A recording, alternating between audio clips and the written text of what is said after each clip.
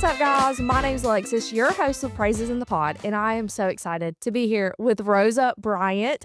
We work together at Southside, and I have just got to become friends with her and learn more about her, but I want to dive more into her testimony and what God's done in her life.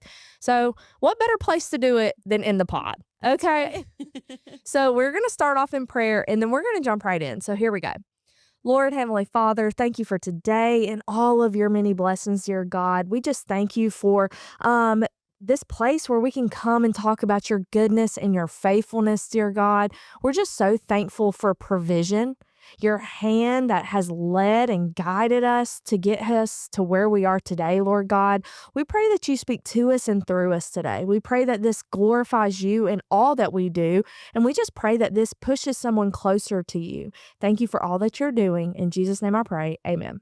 Amen. Amen. Thank you. All right. Let's get it popping, girl. All right. Let's get it popping. So start out a little bit in your childhood, and let's work our way up from there. All right. So I was born and raised in Iquitos, Peru. That's in South America, for those that don't know. Hang on. Yeah. Before we go. Okay. This is one thing. Like, it is sometimes it's hard to understand, right? Because this is your second language. Yes. So y'all are going to have to be locked in. Okay. You have to be locked in. Pay attention. Yes. Because sometimes she gets excited too, and she'll start talking real fast, and you got to lock in. True.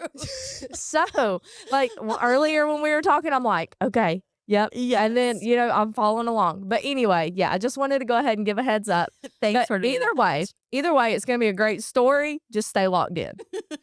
Okay. So you didn't grow up here. You grew up in Peru. Go ahead.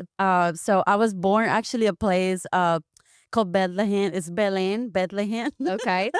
We always joke, guys, like Jesus. My kids are like, oh, like Jesus in Bethlehem. It's like, not really, but it's a different place. So the place where I grew up is considered one of the poorest places of the whole country in Peru. And there is a lot of, you will see a lot of kids working, lots of things that you will not normally see here in America.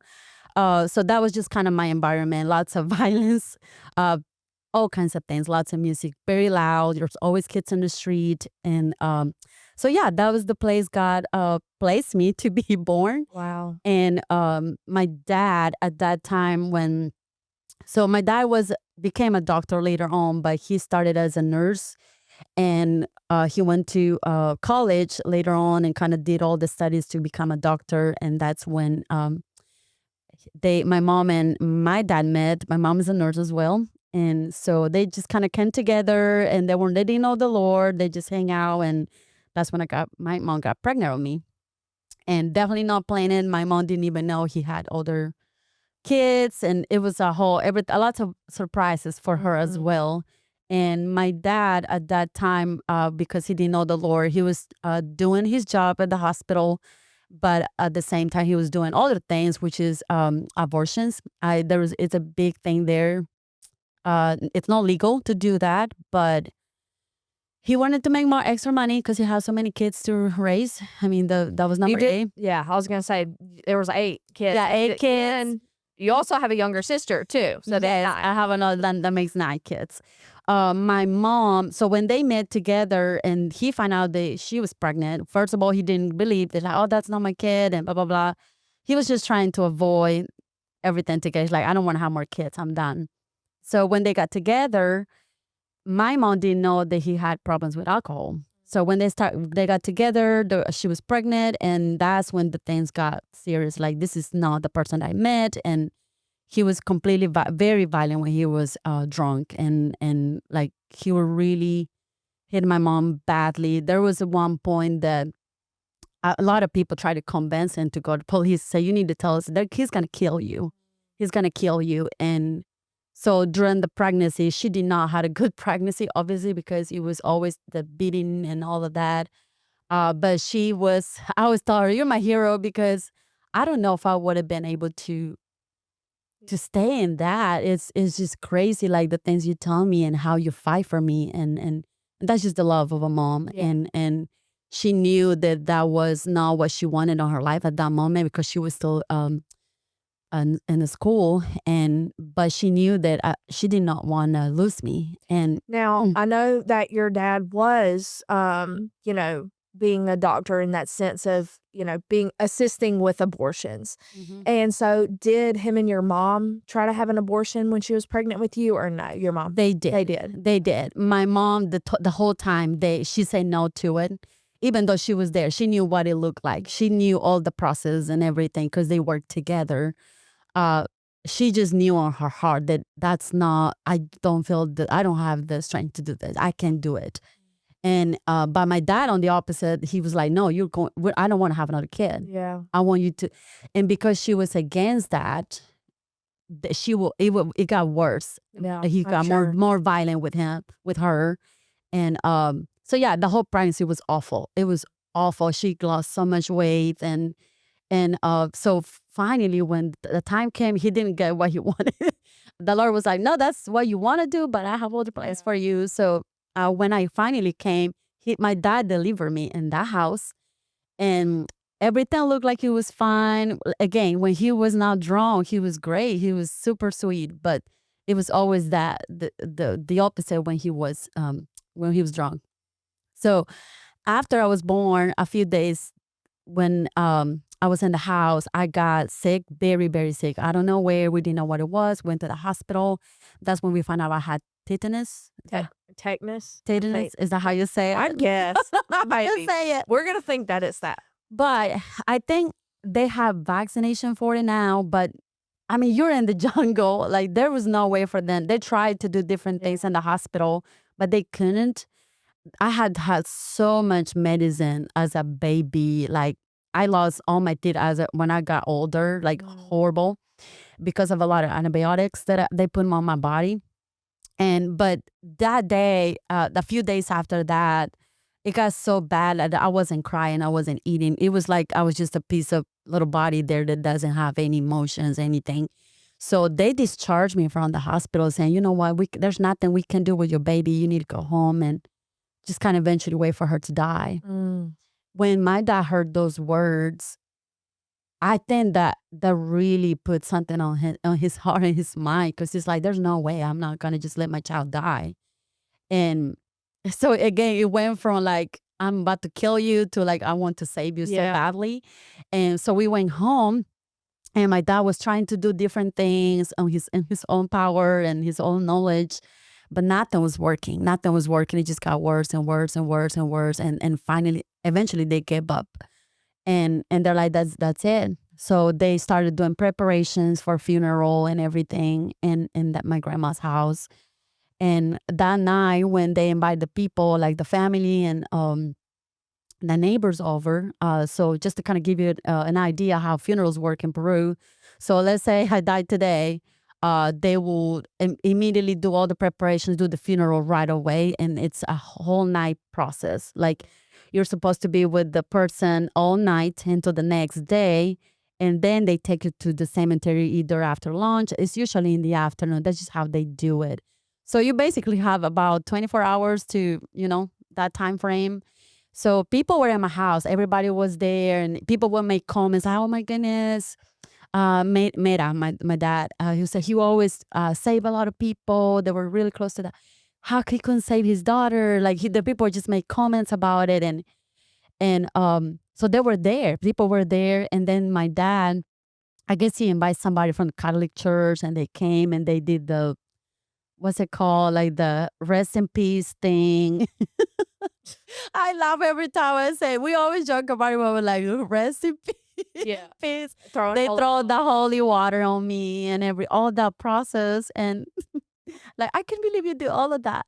They didn't know the Lord. They didn't know what they were doing. They were just hopeless. They just gave up completely. And so they did all of that, and so it was days of me not having any kind of. It's what do they call when you are in I don't know what's the term for it. I know the term in Spanish, but I don't know in English. When you're completely out, you don't cry, you don't nothing. Like, You're almost, like unconscious. yeah, completely unconscious. So that was the stage I was in, and I was completely, like, my mom says, "I could see your bones. You were so skinny, super, super. It's like you didn't look like a baby anymore. It was just like a dead person. Like, I can see your bones. It was bad. It was so bad. So the next day, uh, around lunchtime, my mom would not eat. They were forcing my mom, you need to eat something. She would just cry and cry and cry. And when she was about to eat lunch, this is also really crazy because I can completely relate as a mom. When she was about to literally eat her lunch, that's when I started crying. I don't know where. My mom, again, when she was about to eat, she stopped eating. I say, see, that's what kids do to the mama. Yep. Anyway, so I decided to wake up and I start crying. My mom run. She couldn't have more. She couldn't go any faster. She ran and took me out of there. Mm-hmm. Took me out of there, and then they start doing things. And my dad came and got some IV, is that the word? Yeah. Put lots of medicine. Like everybody was so confused. It's like, what is going on? So he started putting a lot of medicine. Y'all are at the funeral. Yeah, Y'all are about that to was take y'all. people. They were about to take me. So that I would say maybe a few more hours, and they were fixing to take me to the cemetery. So in that moment, they're like, okay, we need to do this whole thing. We have to do these papers and stuff. I didn't even have a name at that time. It was crazy. It was crazy. Like my mom was like, I wasn't even thinking about it. I mean, you were so sick. You were dying. You didn't have a name. You didn't have nothing. So I had my godmother that she came, and that's when they picked my name. I'm named after my grandma and my mom. My grandma's name is Rosa and my mom's Lucy. Oh, wow. But here comes the funny thing. My mom, so they were like trying to do decide the name. Okay, Rosa, Lucy. All right, that doesn't sound. Let's do Rosa Luz. That's my name. Rosa, Rose, and Luz is light. Rosa, Rose, light. Wow. So they decided that day, and that desperation and all the craziness. That's my name, right? 3 months later, they find out. No, they knew this. My dad's ex-wife's name's also Rosa Luz. Oh. Yeah, Oh. Your mom did know that? But she was in the mist. they didn't think about it. Okay. Okay. I still had this name, but it's always been the joke. Like, okay, this is what happens. You pick your child's name in the funeral, or when you're running crazy. In a moment of despair, they were like, man, I love that name. And then 2 months later, your mom's like, wait a minute. Like, your dad didn't say anything. Like, well, I don't know what happened there. But anyway, we talk about that all the time. But yeah, that's not the reason my name came. It came because my grandma and my mom. So we always thought that, but it's still funny that his ex was also called the same name. yeah. Anyway, moving on. So that happened. So immediately after she took me out, they did all the process. My mom says it took about 6 to 7 months to completely for me to get back to Healthy. Yes, it was a long 6, 7 months. But again, just watching, my mom says, I think that needed to happen because your dad, like, he tried to kill you. Yeah. I'm just gonna say it out like it is. He did try to kill me, and he didn't want to have you. And it was always something that always came to my mind when I heard the story and everything. I was like, okay, I see why. And it was just very different. And I always had that thought, like, was I supposed to be here? I always questioning that, like, because of the things that I still didn't see any change in my dad. He was still mean to my mom. He was fine with me, but he was mean to my mom, and I didn't like that. I was like, I don't want to be with somebody that is like that. And I always pray for my mom, pray for my dad, that he would change. So when I came, like after years later, when my childhood, all the sickness came out, and I started going to church. I remember my neighbor, she invited me to come to church, and I would go on Sundays. I would go to every single Sunday. They would let me go, but I was also the type of kid that would kind of do it whatever they want, and because they didn't really. That's just kind of the style there. Like, kids would just go do things. They know how to cross the street. They know I can sense danger because I grew up in an environment where nobody's right next to you the whole time protecting you. And even until this day, I still sense when something's about to happen. And it's because of that. Like, we're always just free, do different things. I started working at the age of 8, selling flowers. And I did all kinds of things. And in a lot of those places that I was dangerous. And later I was like, I don't know how in the world none of that craziness has happened. I always been around water. I still don't know how to swim. To this day? until this day. Yeah, I still don't. That's what I'm saying. Danger is Yeah. always kind of the thing that it was around me, but only the Lord will protect Yeah. you. And but the place when at the age of 8, that same age, I remember when it was getting closer to Christmas. That's when they would do a list of, oh, we're gonna do our Christmas program. We need to make a list of the kids that are regular attenders, so we can have like a special Christmas event, and we're gonna have gifts and stuff. I don't remember ever having a gift for even for my birthday. So it didn't catch my attention. It's like Yeah. I didn't expect it. I didn't grow up expecting a gift. So when they put my name on that list, I was like, oh my goodness, my name is on the list. I got so excited. I was like, okay, how is that gonna look like? So finally the day came, and there was a lot of kids. I remember at the church. Our church was very small. I was about maybe 50 to 60 people. But there was a lot of kids, lots of kids every Sunday. And so that day, I remember coming to the church super excited, and and they started calling people by name. And there was boxes in the where the stage is. I was like, what are those boxes are for? I was like, what is that? I was so confused and like very like curious, like what is all of that? I had no idea what it was. So they were just kind of explaining, okay, we're gonna call. It was an alphabetic order. We're gonna call by names, and they will open our boxes all at the same time. And one of the things, it was like a happy and sad day. It was happy because I felt like, okay, somebody cared for me. My name is on this list, and but then there was also a lot of kids outside the church that they couldn't come inside. And that just broke my heart. I was like, I want all of them to be here and be receiving these gifts too. And I still didn't know what it was inside. I was just thinking in my head how special that was. But yeah, but maybe they didn't go to church as much like I did. So I was just trying to tell what can I do about it?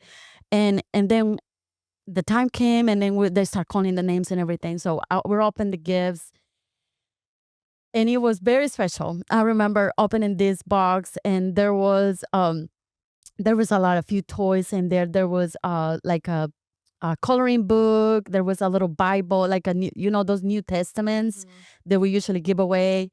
There was the New Testament, pencils, and I remember there was a toiletry. Like they had like a shampoo, a lotion, and there was something else. I can't remember what it was, but it was all in English. I knew it was coming from the United States.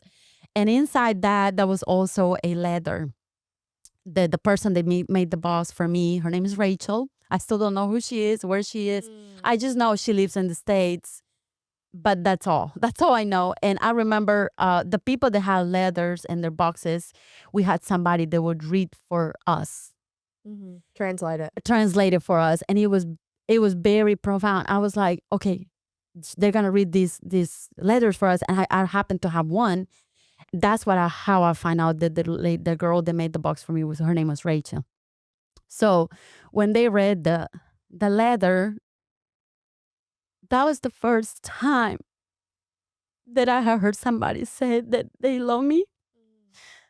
They didn't know my name, obviously, but God had that special prize for me. That was the first encounter that, oh, this is how God is showing me that He loved me, that He cares for me. And I remember being so excited about the shampoo. I was so excited about shampoo. I'd never had shampoo before. We always just use just a cheap soap to wash our hair. My hair has always been long. I mean, it's long right now, but it was longer than this. Wow. Longer than this. So I always had my hair long. And as a little girl, 8-year-old, I always wanted to have a shampoo and my own, what's it called? My own brush, my hair brush and stuff. So that was not something that I had. So it was just kind of like, okay, I wash my hair and go. So when I had the shampoo, for whatever reason, that was the thing that caught my attention. Caught my attention. But then also reading the letter, saying how much that person loved me, how much they care for me. And then at the end, I remember, if we don't ever get to meet in earth, maybe we meet in heaven. And how much Jesus loves me. And I was like, is that the Jesus that we talk about here at the church? Because I was going there because church was my safe place. going home was not, because there was always fighting. There's a lot of hitting, screaming, that I will leave my house, go to my neighbors so I can hide from it. So church was my safe place, and it always will be. And I always tell my kids, church was my safe place. And as a mom, now I have 4 kids. I try to create an environment where they feel safe, but it's a place that is that God is the center, because I didn't have that growing up. I tried to escape my house. I was more in the streets than I was in my house because of that. And I knew that I didn't want that for me, for my future, for my kids. And that point, I wasn't even thinking about family because I was a child. But that was the first encounter that I had with God, that He was telling me, hey, I do care for you. I love you. And a completely stranger. It wasn't my dad. It wasn't my mom. It was a complete stranger that I still don't know who she is. What if she's listening right now? Rachel! Hang on, let's take a little break right there. Goodness. Because this isn't like an Operation Christmas Child like plug. We're not like trying to promote them, but honestly, like that's a life-changing moment. That is where you get to experience the love of God, right? Like this is where you've been going to church, but you're going to escape reality. Like and honestly, what a like testimony in itself too, because like most people when they have that type of reality, they're running to other places. They're running to drugs and alcohol and men and or women or like all this stuff. You're escaping in other ways. For you, you're like, I'm gonna escape to the church. Don't even know what y'all got going on, but it's a safe place here. And then to hear from God in such a big way, an Operation Christmas Child, because I want to add, like you said, you had never received a gift. And there's so many times that like me personally, okay, this is just how I felt when I've done Operation Christmas Child before. And it's like, I feel like sometimes I just put in like stuff that's so cheap and so, like little and stuff. These kids, like you just received some shampoo and was over the moon. It was the best. Like over the moon. And so like just putting that in retrospect of like the kids in these places that we're sending these boxes to, they don't have anything. Like they don't have the opportunity to just shampoo their hair with shampoo, or have this nice soap or coloring pencils and books. Like, wow. I just like, it's just so nice to hear that that's the impact that one of these boxes can have on someone's life. You just never know. I know, like you're saying, when you do these boxes, you're just thinking, okay, I just want to help somebody, but it goes beyond that. And the most important thing is that you're sharing the gospel. Yeah. Because I was able to hear the gospel that day, and just knowing, sharing that God loves everyone. It loves no matter your background, where you live, where you grow up, anything. He loves everyone, and just to being a part of that little piece, it's an honor, and I happened to be privileged to receive that, and God had a plan. He had a purpose. It started from that box, and so kind of moving from there. So at that moment, that was the time I had, and I remember going home super happy, sharing that with my mom and my dad. My dad was kind of like, he didn't have a lot of emotions at that moment. It was like kind of whatever, and because he didn't care for church. But I knew that day, because of the kids that I watched, they wanted to come here. I was like, you know what? I want to do something about it. And I remember with my mom, we decided, you know what? Why don't I say, you need to come to church with me. You need to come to church with me. And then she started coming. We would try to kind of almost hiding from my dad to go, like when he was in the hospital, because he worked different shifts, weird shifts. And the times when he was working and it was time for us to go to church, we would go to church. And if she was a completely jealous person, he would always say, oh, my mom goes to church to see the pastor. I'm like, what are you talking about? I mean, he would try to find any excuse for us not to go. Yeah. And we pray for my dad. I remember so many times getting on our knees with my mom and praying for him, because we knew that there was hope, and we didn't see it happen soon, and we wanted to happen as fast as we could. But again, it's not in our control, and we just have to rely on him and let him do his job as we are continuing to pray and surrender our lives to him and serving him. So my mom and I, we created this kind of club on Saturdays where we will have the kids from my neighborhood that will come to our house, and we will do like a little service. We will tell like a Bible story, and then we will feed them. So we will feed them because food brings everybody, Yep. and people love to eat. I love to eat. So let's do that. So we started that. I remember we were doing Saturdays. So every Saturday, that had nothing to do with church. So it was just something that I wanted to do because of what I have received. I wanted to give that in returns. Good. Because I was like, okay, God has blessed me with this, and my dad and his alcohol problem and stuff, it was bad, but financially later on it became better, and I knew I was working, and all my money that I have I would use it for to help somebody, to do something. It wasn't so much about me, and I remember paying for my light, for my electricity, for my water, helping my house. And my parents didn't ask me to do that. It was just something that I wanted to do because I don't know. I just wanted to be a part of that, and they were blessing me with food already, and that was just my way of giving back to them. So I always was that way, and so my mom was like, "Okay, we're gonna do this service and stuff." So my dad was watching that, like us do these things, and then he's like, "Okay, I guess I can go to church too." So he started coming to church with us. And again, he was listening to things, but he would still go back and get drunk. So if this is back and forth, it's a constant fight. It's a battle that you struggle with, especially when you have addictions. And I remember my pastor, his name is Lenny. When he finally came close to my dad, he became friends with him. And when he was in the process of leaving the alcohol life, he was very consistent. I remember I've never seen somebody that's been so consistent with him, and how I see him like he was my spiritual dad in that moment because he helped me so much. A lot of times when my dad was drunk, he would come and clean him, like literally come, put it in the shower, clean him up, talk to him, pray for him. And I would never forget that. And I always think about him because he was so violent. We as girls, we couldn't do much because if we tried something, he would just hit somebody, and I don't know, he just had a way to get to him, and it was just the Lord. I think he used him in that way, and watching him was like, this is how he's using him. It's like Jesus and himself coming and help my dad. And there will be times I remember when finally became he accepted Christ. He said that he would change and do all these things, and then he would get back again. It was this constant.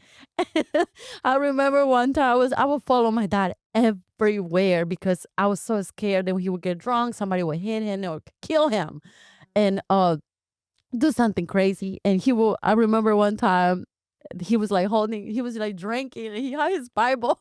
I was like, what is going on here? Yeah. I was like, okay, you can do both things.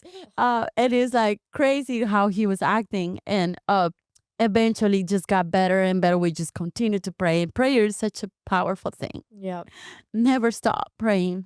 My mom and we pray for my dad for a long time, and there was a lot of suffering, lots of crying, we lost so many things. And one of the things that I didn't share too was I lost my sister when I was 3. This was from my mom's first marriage. My mom got married when she was 16. It was an arranged marriage. It was not something that she wanted. It was one of those things like, if you don't get married with this guy, you're gonna stay in the jungle forever. And she didn't want that.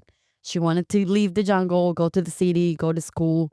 And she agreed to marry to this person, not because she loved that person, but she got pregnant. She didn't know anything about taking care of yourself, Wow. like none of that stuff. So she was very clueless, and so she got pregnant with my sister.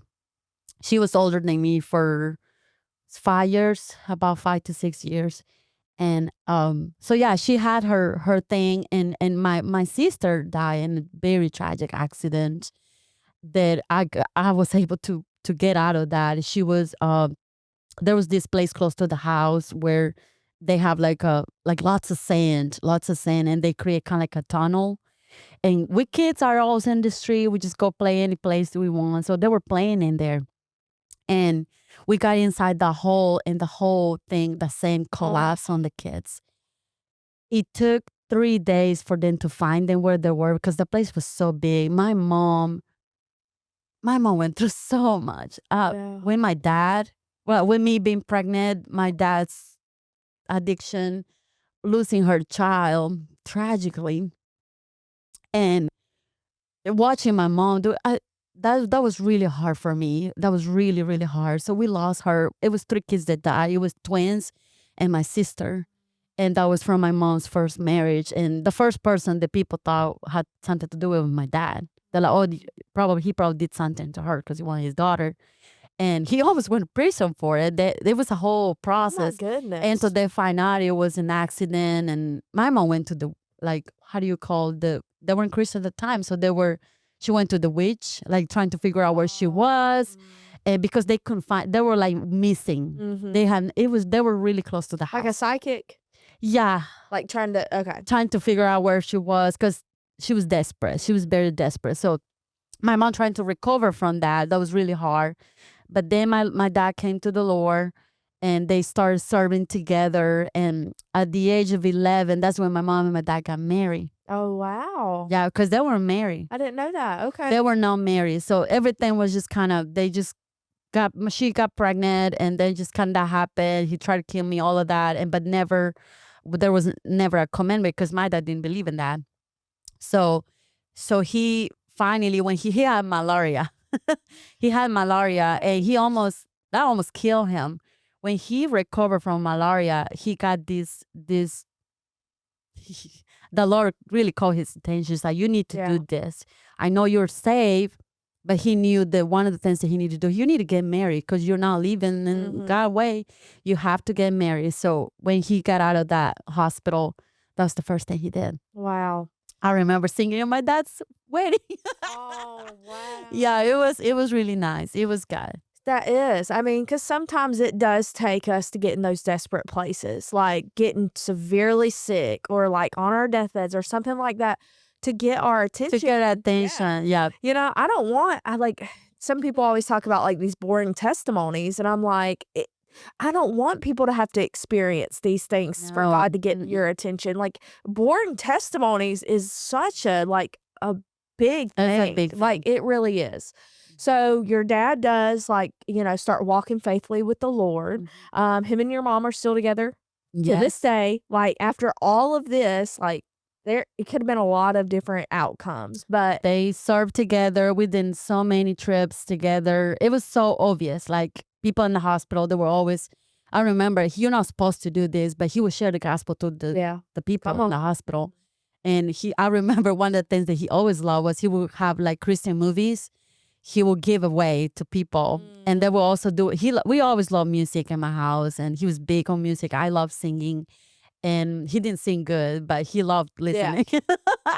And so he will always record different like Christian music. He would share with people in the hospital if they knew they were really sick, or sometimes people that they couldn't do anything in the hospital, like kind of what happened to me.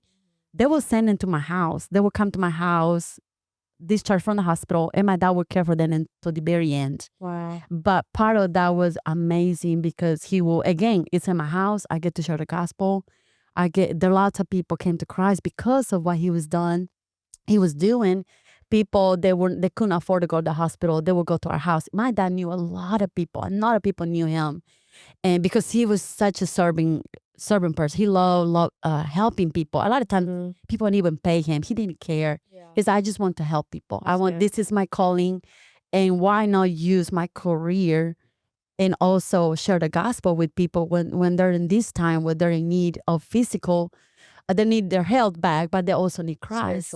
And a lot of these moments when he had with these people, a lot of these people came to Christ. We have people living with us for months and until they got back to their feet and then go back to their homes. And it was very beautiful. We've seen so many kids being born in my house, many kids being born. That was the most beautiful thing for me to see.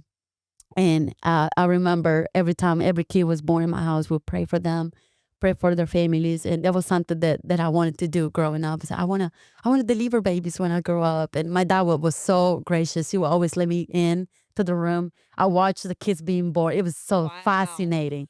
So fascinating. I love it. Kid, I'd be like, no, thank you. My baby. I will not sleep if I had a feeling like this. She's probably gonna have a baby. Maybe I don't know 1, 2. I kind of have an idea. So I'm not gonna sleep. I would just know sleep. Yeah. And I still don't sleep well at night because I had that issue. I don't sleep. That's what you got used to. So you're like, You let just me get scary- used to it. Like I was scared to miss the baby. I want to see the baby. Yes. So it was really special. Like watching God transform my dad's life Mhm. was very beautiful, and seeing him serve him passionately because he was so passionate about what he's done, and seeing reconciliation with his other kids because he didn't really raise his kids. There were so many, but we're talking about 4 different women here. And when he became to Christ, he knew it was important for him to have a good relationship with his kids. And I had a few of them that came to live with us. My mom was super nice to them, and they went to college, and then they went away with their families and stuff. But every time when we have them together with us, he will always share the gospel with them. And a lot of times they were very not trustful because of how he's done How things he's in the been. past. And I mean, they had the reasons why, but they also see how much he cared for them, even though their childhood was not how they wanted to be, and how God has changed them, and just starting from there, and forgiveness was a huge. I learned forgiveness with my dad, seeing him, even though there's a lot of things that he's done to my mom and me. I got so close to my dad. I think I was the closest to my dad that I was to my mom. So when he passed away, it was really, really hard for me. It was so hard, especially when you were far away and not being able to. I missed my dad's funeral because I just had a baby after he passed. So it was difficult. But again, our only hope is Jesus. Yeah. And I know one day we will meet again. And that's the best thing that could happen. I think knowing that he's in a good place and that we will be reunited again. Yes. That's all I can think of. Absolutely. So, but before he did pass, he did know your husband and got to meet your husband. So let's talk a little bit about how you got here, how you and Eric met, and talk a little bit about that. So my husband, my lovely husband. Okay, so because of the things that happened in my childhood and everything, marriage and all that, marriage was not something that I dream of because of I didn't have a good example, just the things that I saw, and my dad being with multiple women, having different kids from different places. It was just I don't want that. I don't want that. I would rather be single. Yeah. So and that's probably why I always was trying to do things on my own. Since I was little, like I didn't have to depend on a man. So that was kind of my mentality. And I'm just gonna dedicate my life to Christ and serve him, but I don't need no man. I don't need no man. I was scared. I was scared. I was like, I had trust issues because of the things that I saw. So I was like, I don't know if I can trust somebody like fully.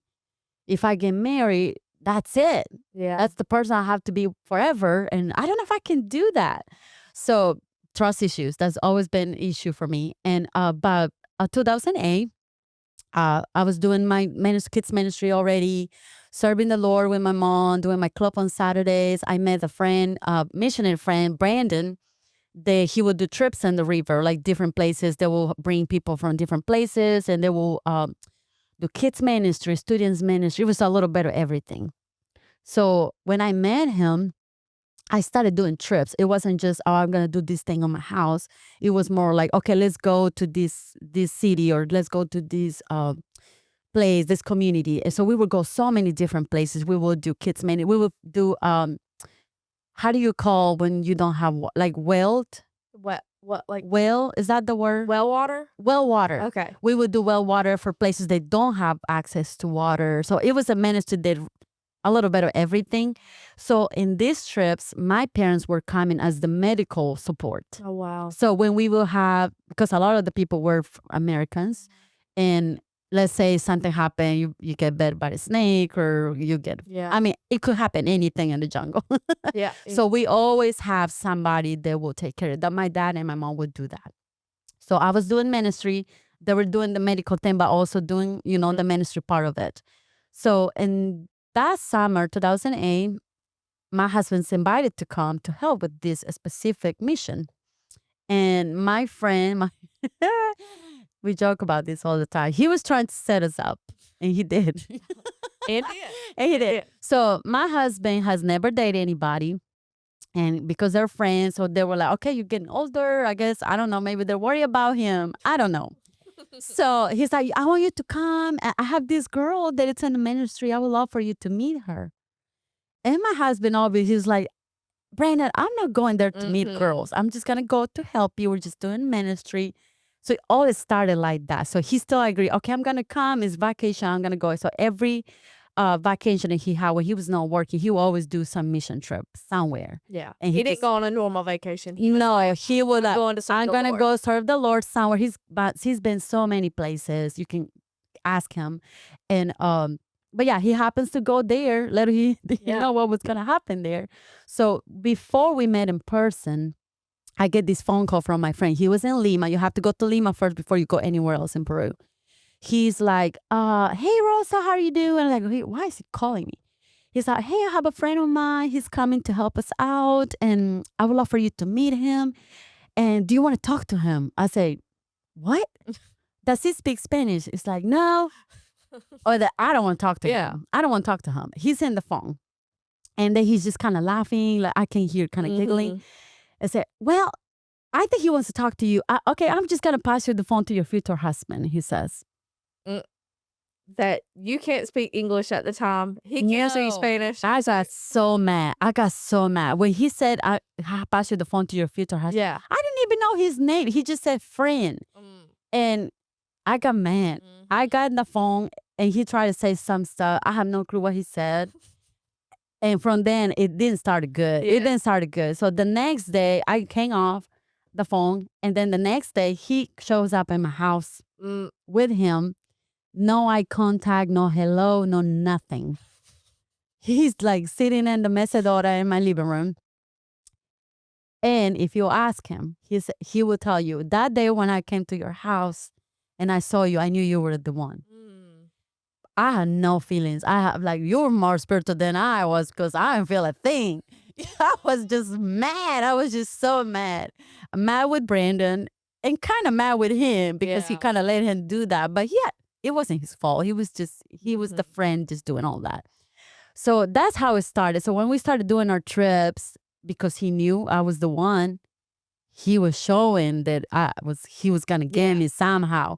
It was very obvious. Like we would do the mission and everything, but he was so consistent. He was trying to learn Spanish so fast, which he did. It took him a month. If he wanted to, he would. He will try the hardest. He will learn Spanish. So he will carry his dictionary like this humongous book everywhere he will go. It was so embarrassing. Anyway, and we have a group of people that will be like the translators for the missionary when they share testimony. So we had a group that will come with a team, and everybody knew he was in love. Everybody, I knew too, but I was just I was just not. Just go. No, like, so because of that, I kind of took advantage of that. But I was just being so mean.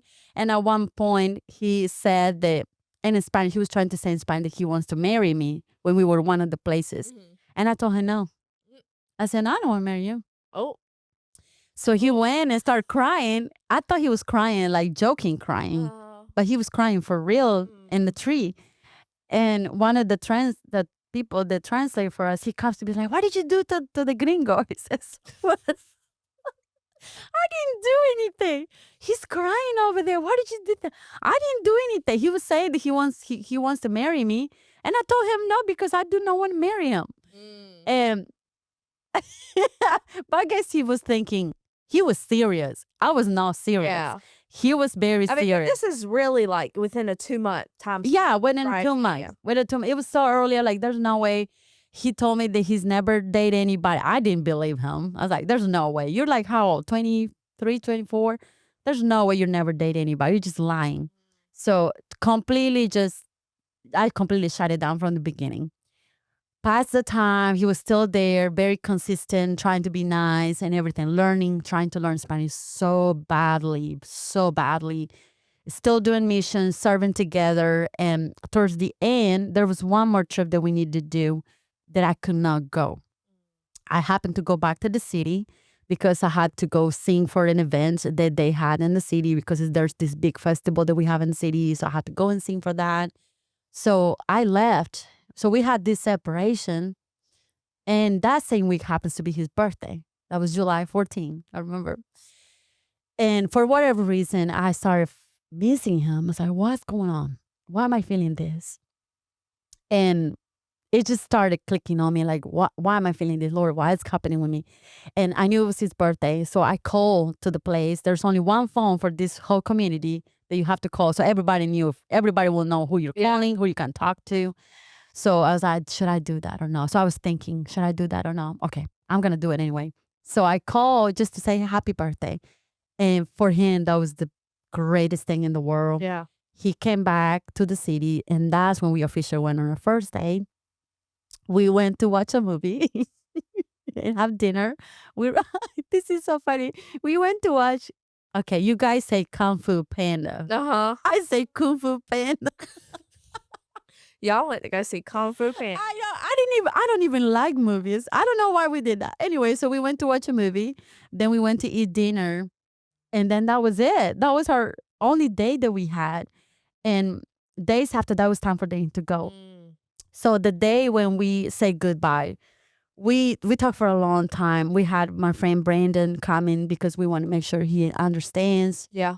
All the thing. I want to make sure I understood what he was saying and vice versa. So one of the things that stood out to me that he told me that day was, I know that I love you. I just can't stop thinking about you. I know that you're the person for me. I knew the day that I came to your house, I knew you were the one. I know you're the one. I want you to pray from your place. I'm going back home. I don't know if I'm coming back. I don't know what God has in store for me, what God has in store for you. But I want both of us to pray for each other. And when I come back, if I come back, it's not going to be because of a mission trip. It's going to be because of you. So that was July.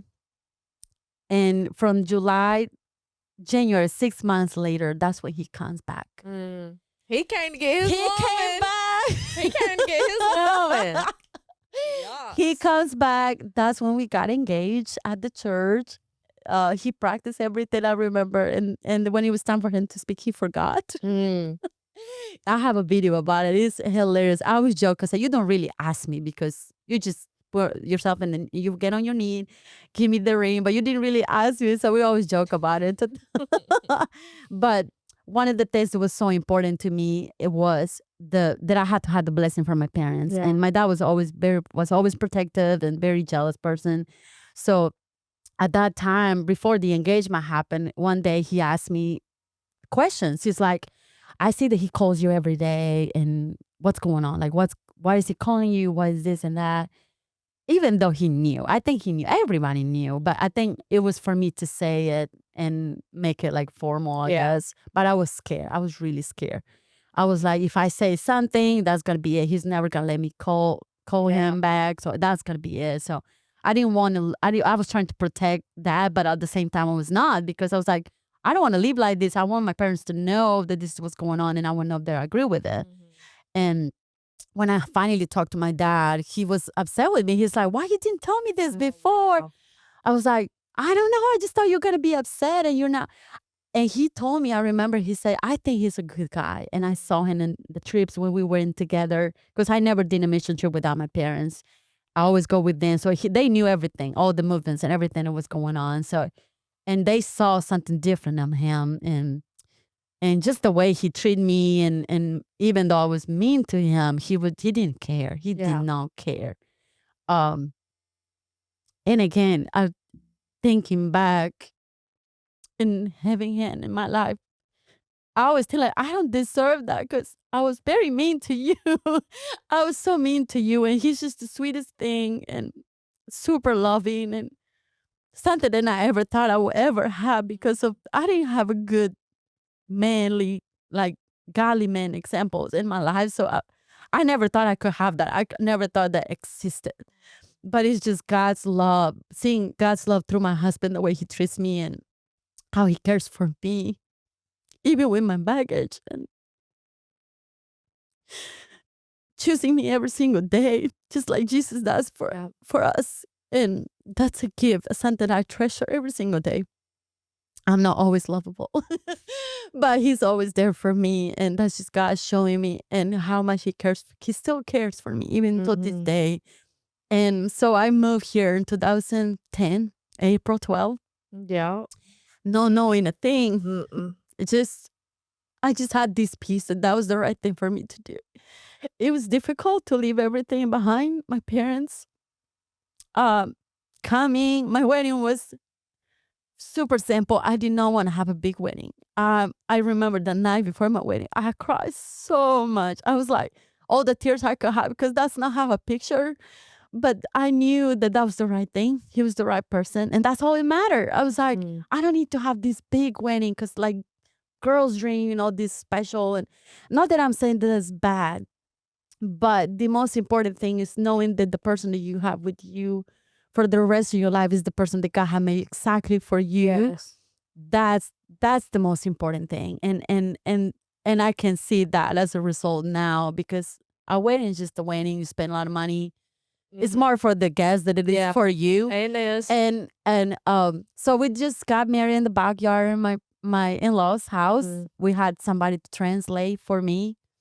For the little wedding thing that we had, we ate burgers, and that was it. We did not have a honey. Y'all still he was learning Spanish, doing pretty well. And he will. Doing well. He still did. But you did not learn English. This is straight up for real, like 90 Day Fiance. I'm not gonna lie. This I did not learn a thing because in my mind I was thinking, okay, maybe I moved there, maybe I'll live there for a few years and I just come back. Yeah.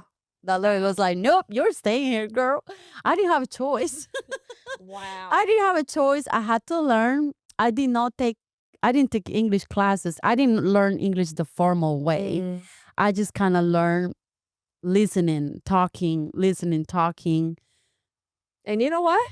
Yeah. That'll preach too, because how do we learn about God? We get plugged into these communities. We hear, we read our Bibles. The stuff that you're saying is how you learned English, because there's so many times that people do say, like, I don't know all this stuff about God. Like, I don't know what all.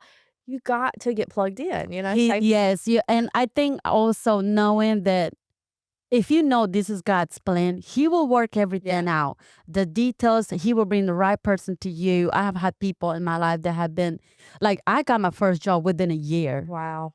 And that was a blessing.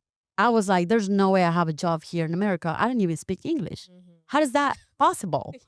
And the reason why they hired me, they call me because, so the area where we live, there's a lot of bilingual people, a lot of Hispanic population. And they knew I have done kids ministry for a long time.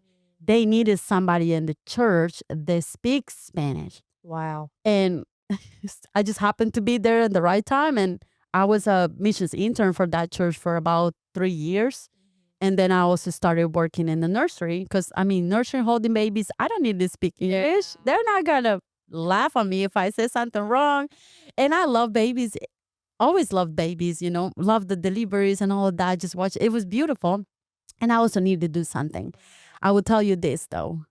The first year when we got married was very difficult because of the culture change. And I still had insecurities, even though I knew he was the one. But it has something that I need to surrender to God. Say, I cannot always have insecurities and be jealous. I had a lot of jealousy in my first year of marriage. Oh my goodness. And he didn't do nothing. Yeah. But it was because of the things that I've seen. I was comparing my husband, with people from my past. He had nothing to do with it. And sometimes we as women, we do that often. And like, this is a whole new person. Whatever happened before, whatever you've seen in different people, that's not it. No. And I was treating it in a different way. I was struggling in my marriage my first year because of that. Had nothing to do with him. And I had to ask for forgiveness to my husband. Say, I'm doing this because of that. I need to surrender my past to the Lord.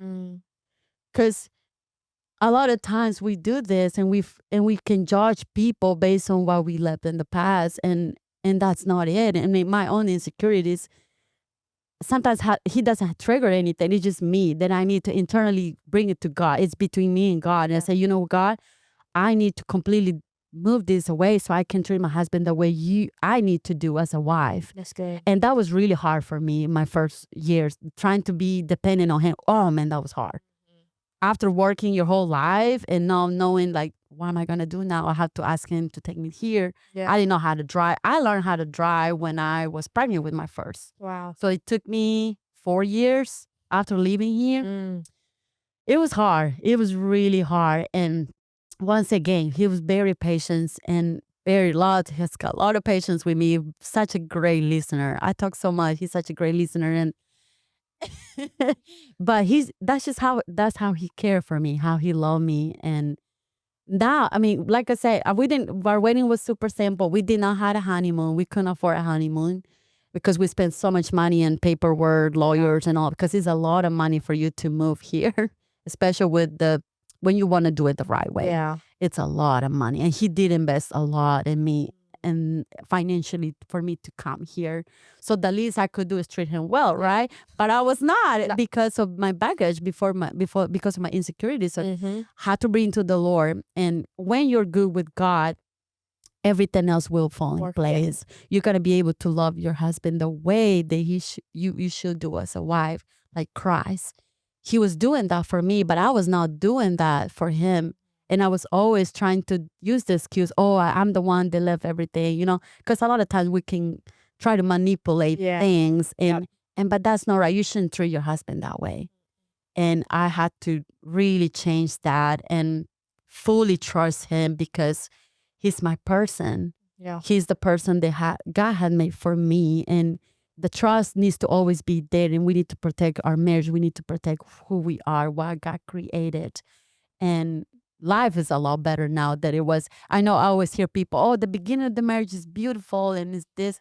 For us, it's the opposite. Yeah, Ours the was longer. bad. Yeah. Yes. The longer you are together, the better. Well, I always tell them we didn't have honeymoons, but we tried as much as we can to travel and do things together. But because we can now and we treasure that, we try to teach our kids that the importance of having time together as a couple. And when you become a mom, it can be difficult for you to do that, but it's all about being intentional and prioritizing where your priorities are. Your kids are watching that too. It's not just, I have my kid and it's all around my child now. No, you still are a wife and you need to care for your husband too. I'm glad you brought up the kids just because, I mean, looking back at your childhood, you see the importance and how the ripple effect of kids, when a child comes to Christ, how it can impact a whole family. And that's why you went into kids ministry. I mean, that's why you're in that, because you can see the power of a child's faith that can transform a whole family and generations after that. I mean, it's just so beautiful. Just seeing God in your story all throughout it is absolutely beautiful. It's just God. Just God. But as we begin to close, I usually leave one way. Okay. I ask the person 3 different questions and you get to pick which question you want to end with. Okay. 1, maybe on the way here, you wanted to say something more specific that I haven't gave you the chance to do. So, a word of advice to someone that's listening, or what is something that God's revealed to you or taught you more recently? How would you like to end it today? I guess the advice. Okay. There is a lot of things that we as humans, we like. I'm a person that likes to plan things, has control of things. That's just nature, my nature. But God would always find a way to put you in the right place with the right people and surrender. Yep.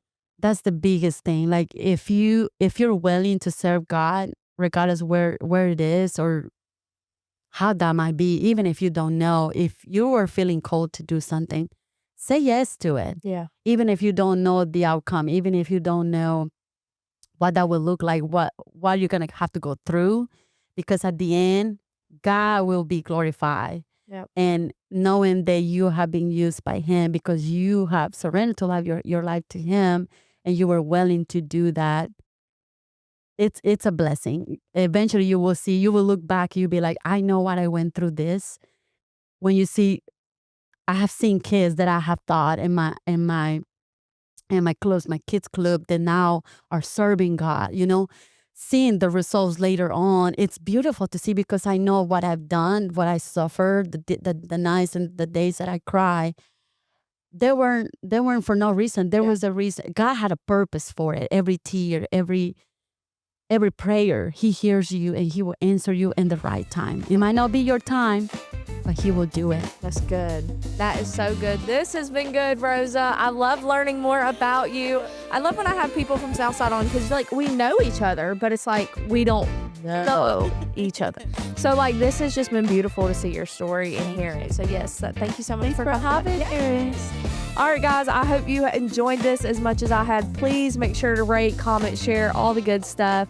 Make sure you stay tuned, stay blessed, and we'll see you guys later. Bye.